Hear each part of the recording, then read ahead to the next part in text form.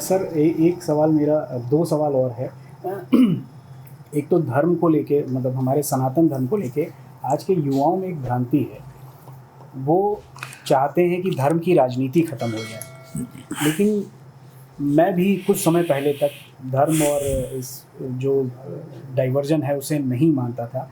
लेकिन जब से आपको सुनना शुरू किया है तब से मेरे मस्तिष्क के चक्षु खुल गए हैं।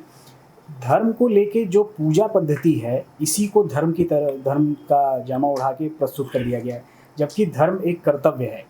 इसको आप कैसे, हमारे युवाओं को कैसे समझाएंगे? इसमें देखिए दो चीज़ें बड़ी साफ हैं। 1976 में 42 अमेंडमेंट के तहत भारत के संविधान के प्रीएम्बल में रशिया के दबाव में, आप उस दौर में जाएं और पता करें, उस वक्त के जो लोग भी जीवित हों, भारत की पार्लियामेंट में कई सारे लोग केजीबी के पैसे पे पल रहे थे। और भारत के प्रीएम्बल के अंदर 42nd अमेंडमेंट रातों रात किया गया। देश में ज़्यादातर लोग जेल में थे और उसके माध्यम से आपने कहा कि भारत के प्रीएम्बल में सेकुलरिज्म और सोशलिज्म शब्द को जोड़ा। प्रीएम्बल प्रीएम्बल में बदलाव नहीं हो सकता है। भारत के संविधान के अंदर अब से ज़्यादा कोई 150 से ज़्यादा अमेंडमेंट हो चुके हैं। वो होते रहते हैं, वो दुनिया के हर जगह होते हैं। हो सकता है कल कोई कानून हो, उसको बदला जा सकता है, उसको रिफॉर्म करा, लेकिन प्रीएम्बल में कभी नहीं होता। तो भारत का जो प्रीएम्बल है उसमें ये दो शब्द जोड़े गए। मेरा इससे भी कोई मतलब दरकार नहीं, वो कैसे गलत तरीके से जोड़े गए, मेरा उस पर भी कोई शिकायत नहीं। मेरी शिकायत दूसरी है। जब आपने सेकुलर की बात की कि भारत सेकुलर सोशलिस्ट होगा, तो अंबेडकर कम्युनल थे क्या? 50 में बना, 76 में 24 साल के अंदर भारत का संविधान कम्युनल लगने लगा क्या? जी।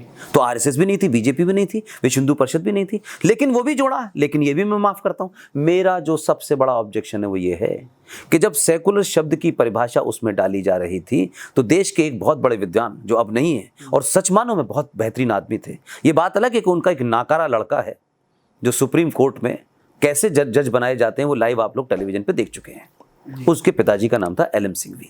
बाद में वो हाई कमिश्नर भी रहे इंग्लैंड के, और बेहतरीन आदमी थे। उनका पढ़े, उनको इंदिरा गांधी ने एक काम सौंपा कि सिंघवी साहब, सेकुलर शब्द की आपको हिंदी में ढूंढना है।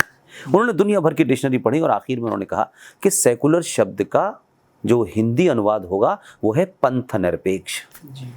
इंदिरा गांधी को किसी एजेंडे के तहत लाया गया था, लेकिन इंदिरा गांधी उस महान विद्वान के हाथ से कराना चाहती थी ताकि दुनिया को पता चले। उन्होंने किया, मैंने नहीं किया। एक लंबी बहस के बाद एलएम सिंघवी साहब नाराज हुए और एलएम सिंघवी साहब ने अपनी जेब से पेन निकाला और उनको दे दिया कि मैडम इंदिरा गांधी, धर्मनिरपेक्ष इसका ट्रांसलेशन नहीं हो सकता, पंथ निरपेक्ष होगा। और फाइनली उसके बाद वो चले गए और वो धर्मनिरपेक्ष ही रहा।